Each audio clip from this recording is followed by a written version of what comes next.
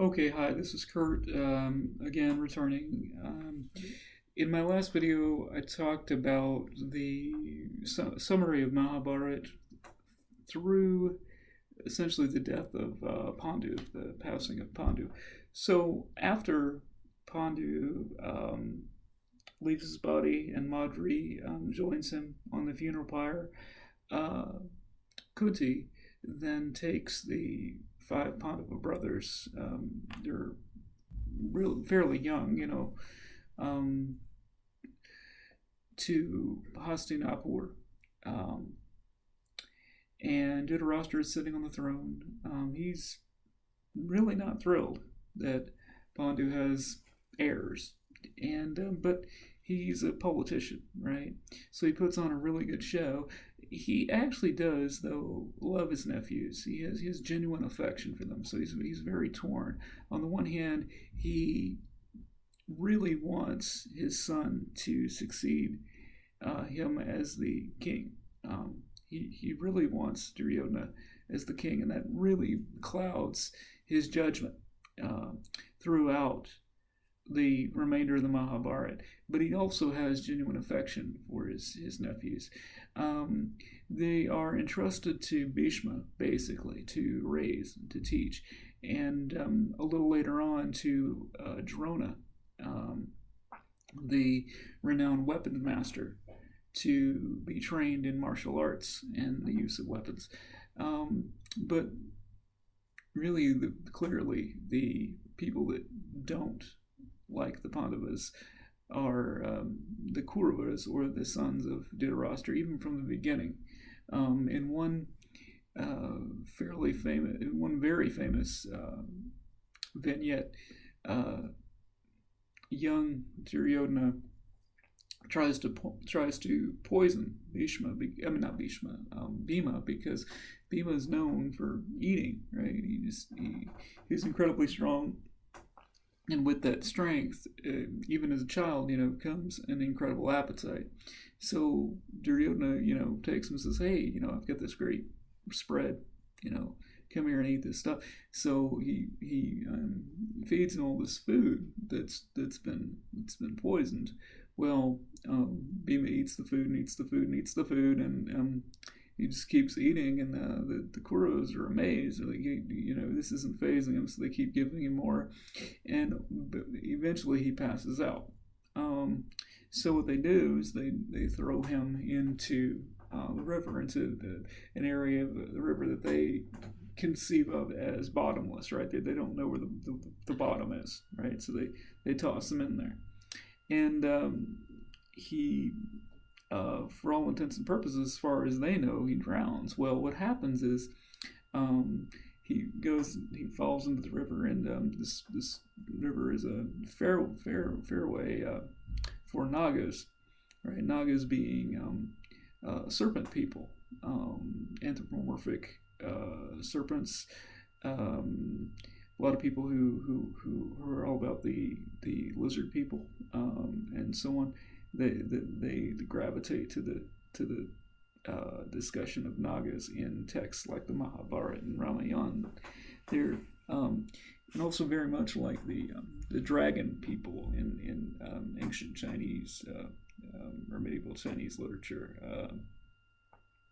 But anyway, so one of the Nagas out on patrol essentially takes the child Bhima to the king of the Nagas, and the king and Bhima awakens, and he essentially tells him who he is, and he says, "Wait a minute, Kunti, your mother is my granddaughter." The king of the Nagas says this, and so he gives Bhima essentially a potion that makes him virtually invincible.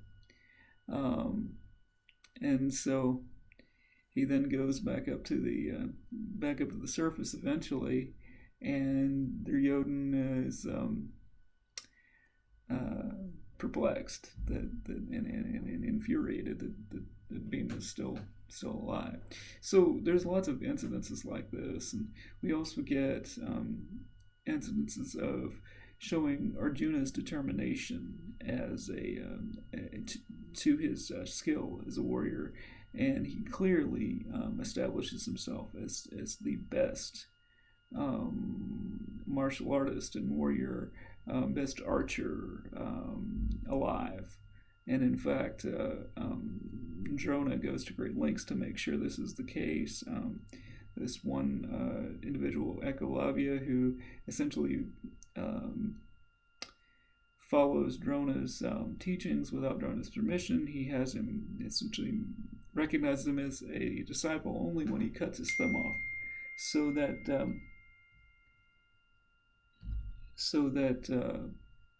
Arjun will be undoubtedly the best. And so this is all factored in. This all comes to forefront at the Battle of Kurukshetra. Arjun actually at one point even challenges Lord Shiva. Unbeknownst to him, he doesn't know it's Shiva. But anyway, that's much later on. But what ultimately ends up happening is that there's several political maneuvers and so forth that are made to try to assuage this mounting tension between the Pandavas and the Kauravas, especially as they grow up. One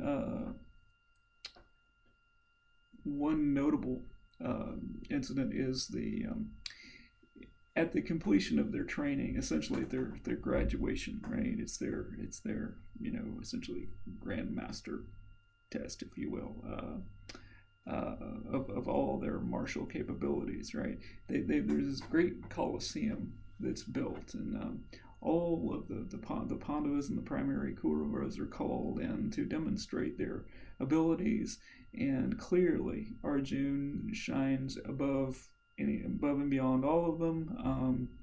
Bhima is the best mace fighter. He and Duryodhana are kind of neck and neck, and Bhima, of course, is strongest.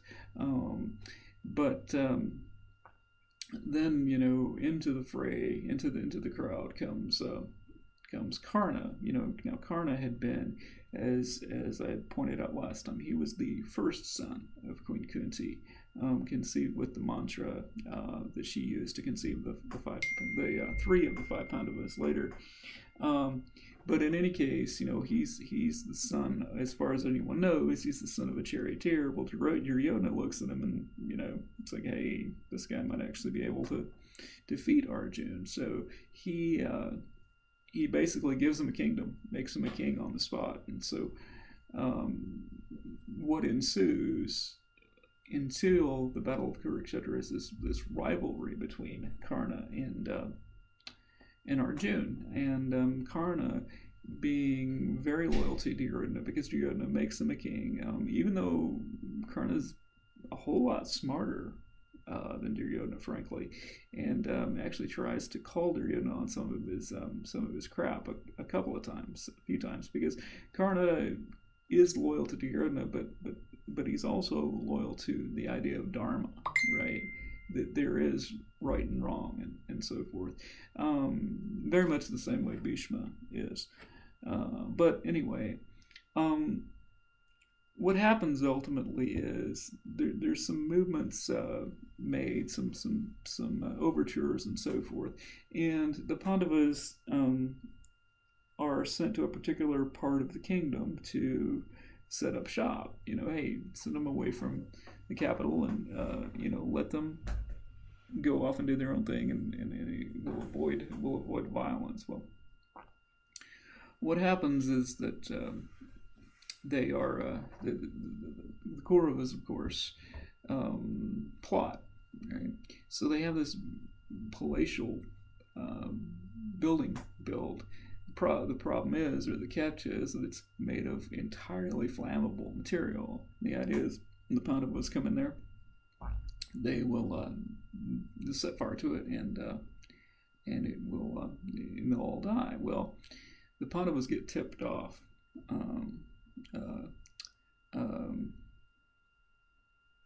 Vidura, who's a great friend of the Pandavas, and who shows up he's the son of the maidservant So he's technically brother of Dhritarashtra, but he's also Dhritarashtra's essentially prime minister, advisor, and but he's a great friend of the Pandavas, and because he understands who the Pandavas are, he understands who Yudhishthira is, and that Yudhishthira should be king, but he kind of helps him out, and he says, tips him off, and basically the only person that dies in that fire is the person that was in league with the Kauravas,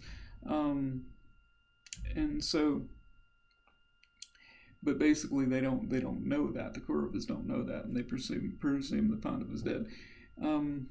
Ultimately, various adventures take place. Bhima actually marries a Rakshasa, or conceives a child with a Rakshasa. Things like that happen. The Pandavas ultimately agree. They say, we're going to share everything. We're in this together. We're going to share everything. Well, Arjuna wins the hand of Draupadi.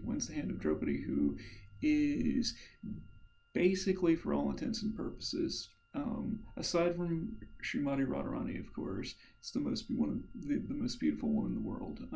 She is described as actually being dark-skinned, and she's very beautiful. And she becomes the wife of Arjuna. Well, the Pandavas had agreed to share everything. Well, that's a problem, So they have to share Draupadi as well. They have to share the marriage of Draupadi.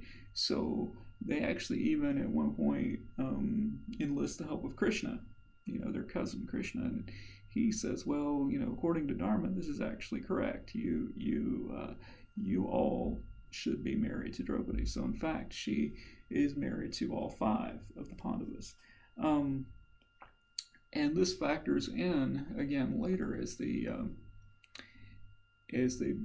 get closer to the war, get closer to the impending war. So ultimately, long story short, the Pandavas reveal themselves as having being alive, and so on. Lots of other adventures and mishaps and so on ensue. So Duryodhana has an uncle, the brother of Gandhari, named Shakuni, and Shakuni is obsessed with gambling. Now, Brahmins, as some of you may know, Brahmins, or one aspiring to be Brahmin, Brahmins don't gamble, Brahmins don't eat meat, Brahmins don't have sex outside of marriage, and Brahmins do not partake of intoxicants, right? So, but that's a Brahmin. That's not a Kshatriya. That's not a warrior. So warriors do gamble, in part because it's strategy, right? Gambling well involves strategy, so that can be applied to the battlefield and so on. Kshatriyas also cannot refuse a challenge on the battlefield, but they're not supposed to attack anybody who's unarmed, and so forth, right? Also, and Kshatriyas are permitted to hunt to practice their skills, right? So now, just as a caveat, it's understood that in the present age, in Kali Yuga, which happens shortly after the Battle of Kurukshetra, it's understood that we're all Shudras, or we're all essentially born as low-class humans, so none of us by birth are Kshatriyas or Vaishyas or Brahmins, certainly, even though somebody might be born in a Brahmin family, so to speak. One isn't Brahmin by birth, by qualification, just by birth.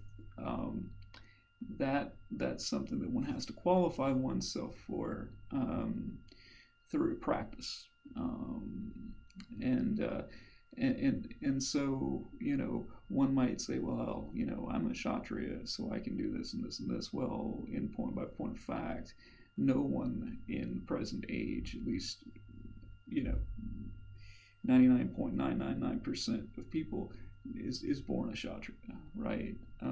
That's kind of a cop out to say, well, I'm a kshatriya, so I can do these things. Now, there might be situations such if one is serving the military, for instance, or one is a police officer, or one is defending one's home or family, where someone will take up arms or someone will be forced to do something that is generally outside the norm. That may well be permissible because you are taking care of your responsibilities, and there's a context for that. Because you know there's not really one could even argue even the Battle of Kurukshetra is not a good war, right? But it was a necessary war, and there is such a thing as necessary violence, right? I mean, it's not pretty, it's not great, but sometimes we're faced with that, and so. But that's different than saying, "Oh well, I'm a kshatriya, so I can just do this stuff." Anyway, so Shikundi comes up with this idea of getting the Pandavas into a dice game, right? Because number one, he cheats, right? So, but he knows Yudhishthira won't refuse him, right? So, and there's a couple of different dice games. It actually, they don't. Yudhishthira doesn't learn his lesson the first time. There's a couple of them, and basically he gambles away everything, his kingdom, his brothers, everything, until he finally gets to Draupadi, right? And he gambles away Draupadi. Well, at the time, and again, I'm glossing over so much. I mean, the Mahabharata is the largest, longest poem on human record. Okay, so this is just a synopsis to help us understand the context of what we're going into with the Battle of Kurukshetra. So, Draupadi is actually in her has been having menses at the time. She's on her period, right? So she's secluded, right? Because it's considered a sacred time. It's considered a time of meditation, a time of gathering energy and recuperation and so forth, right? So and it's a time for women, right? She didn't want to be around some nasty men, right? But anyway, but what happens is the Sakuravas go and they drag her out of her space, mm-hmm, and drag her into the hall, and proceed to attempt to disrobe her by pulling her sari off. And if you're not familiar with the sari, is a single piece of cloth that's wrapped in various ways. But they're trying to pull her sari off, and she calls out to Krishna, and just keeps calling out to Krishna, and Krishna appears. And basically what happens is that she has a limitless sari. Her sari just keeps going on and on and on, and they're unable to disrobe her. And she actually makes the point. She said, well, Yudhishthira had gambled himself away, his own freedom, and so on and so forth, prior to trying to gamble me away. So therefore, if he doesn't have his own freedom, how can he have me, right? How can he have any say over me if he doesn't have his own freedom? But the Kauravas weren't going to listen to that. They wanted to brutalize her, and humiliate her and humiliate the Pandavas and so on, but they couldn't ultimately because they were pulling, and so it's at this point that Krishna really sees no alternative but war. And of course, Krishna saw that from the beginning. But this was the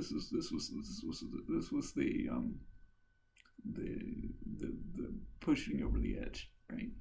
And it's interesting to note that Bhishma and Drona and so forth, they were present there when Draupadi was humiliated, and said nothing, right? So, or said very little. And so, even, it's a very bad situation. But Krishna, um, basically, tells Arjuna and Duryodhana that, basically the first one to essentially come and find him basically can choose whether they want Krishna or Krishna's army. And Arjuna is the one that gets the choice, and he says he wants Krishna as his advisor, because Krishna says he's not going to fight, but he chooses Krishna as his advisor. And Duryodhana is like thrilled because Krishna has this incredible army. And in fact, Krishna's city of Dwarka was actually found in 2000. They actually found it submerged off of the coast of Gujarat, which is exactly where the Srimad Bhagavatam or the Bhagavad Purana said it would be, and it was in fact there. If this were a Christian piece, right? It would be the equivalent of finding Noah's Ark or finding the Ark of the Covenant. But it got very little press in the West. It got lots of press in India. But anyway, Krishna's army was just incredible, and so Duryodhana was a real thrill. He's going to get Krishna's army. Arjuna is going to get Krishna as his advisor, and in fact, prior to the battle, the goddess Durga appeared, and she told the Pandavas, said that you can't lose because you have Krishna on your side, and whoever has Krishna is the victor, right? Ultimately, and so all of this is leading up to the battle. And the battle, the Bhagavad Gita actually takes place before the battle, because what we have is the Bhagavad Gita starts out with Sanjaya, who is the essentially servant and charioteer and so forth of Dhritarashtra. He has the ability to perceive what's going on the battlefield, even though he's not there. And so he tells Dhritarashtra, he's narrating to Dhritarashtra what's happening, or what has happened. Now, actually, after the battle, in the battle takes place over 18 days, and it's epic and earth-shattering and world-changing, and Arjuna knows this. He knows that after this battle, prior to the beginning of the Bhagavad Gita, he knows, if he is to fight, it's going to change the world. Nothing is going to be the same after this battle. And that's a huge responsibility, win or lose. It's an incredible responsibility on Arjuna's shoulders. And very much in a Joseph Campbell fashion, Joseph Campbell in his monomyth structure talks about the refusal of the call, right? That the hero is initially, oftentimes will refuse the call to adventure. Well, that's what he's doing in the first chapter of the Bhagavad Gita. He says, I shall not fight, right? And so Krishna then has to convince him that fighting is his best course of action, his only course of action, if he is going to be true to himself, right? Because his nature is such that he is a warrior. And Krishna makes the argument, as we'll find out in the Bhagavad Gita, that if you're not going to fight here, where it matters, right? You'll fight somewhere else. You're going to fight somewhere else because it's who you are. It's like people who care for other people who who a lot of times they do these things not because they necessarily get rewarded in the traditional sense, but it's because they're driven to do so because that's who they are, right? Um, and that's what we see with Arjuna. And Prabhupada, in his introduction to the Gita, if you've read it, or you recall the discussion of it, he talks about that the reason that Krishna speaks the Gita to Arjuna is because Arjuna is his friend, and that as such, he's going to take Krishna seriously, even before Arjuna surrenders to Krishna as his disciple. In chapter 2, verse 7, which my own personal teacher, Ritad Bajaswami, says that's the most important verse of the Bhagavad Gita, because it's when Arjuna formally and completely accepts Krishna as his teacher, his guru. That's when the conversation really becomes deep, right? Really becomes essential. But even before that, Arjuna is opening up to Krishna about his anxiety, his real deep, complete anxiety. He's opening up to Krishna because Krishna is his friend, and vice, and so he trusts Krishna, and and we know that Krishna is Arjuna's friend because in the Mahabharata, as well as in Bhagavatam, Srimad Bhagavatam, 10th canto, we see some interactions between the two. Krishna, for instance, is Arjuna's brother-in-law.